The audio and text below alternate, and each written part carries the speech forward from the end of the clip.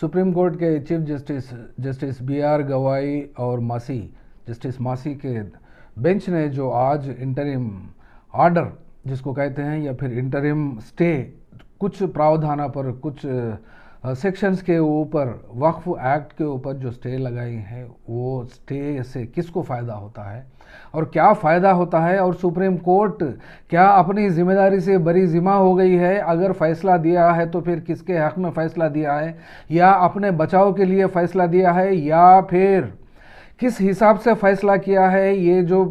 Act है, ये जो वक्फ अमेंडमेंट एक्ट 2025 की वजह क्या थी और क्यों लाया गया और सारा हिंदुस्तान में मुसलमान के साथ साथ जो लोग भी जुड़कर धरना प्रदर्शन, पब्लिक मीटिंग्स, प्रोटेस्ट जो हिंदुस्तान भर में किया था, तो फिर इसका असर सुप्रीम कोर्ट के चीफ जस्टिस गवाई क्या लिए, किस तरीके से लिए। ऐसा नहीं लगता है कि वो इसलिए कि सुप्रीम कोर्ट ने इस वक्फ एक्ट का जो दिल है, जो एसेंस है, जो कंटेंशियस इशू है और जो इम्पॉर्टेंट था वक्फ बाय यूज़र, उसी को तो छिया तक नहीं और उसके ऊपर भी कमेंट्स किया है। तो फिर इसको समझे तो किसके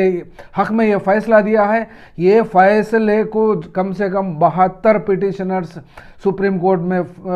याचिकाएं दायर किए थे और उसमें से जो इम्पॉर्टेंट था वक्फ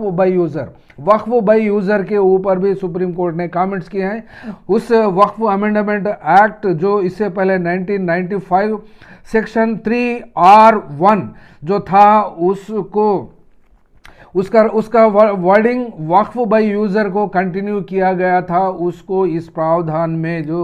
1925 एक्ट ने रद्द किया था उसके ऊपर जितने भी लोग सुप्रीम कोर्ट में पिटिशन्स फाइल किए थे उसी को टच नहीं करने का मतलब क्या है। और उसी में ये कहते हैं कि मुतवल्ली 102 साल में वक्फ प्रॉपर्टीज़ बाय यूज़र को रजिस्टर नहीं किया तो फिर किस तरीके से आइंदा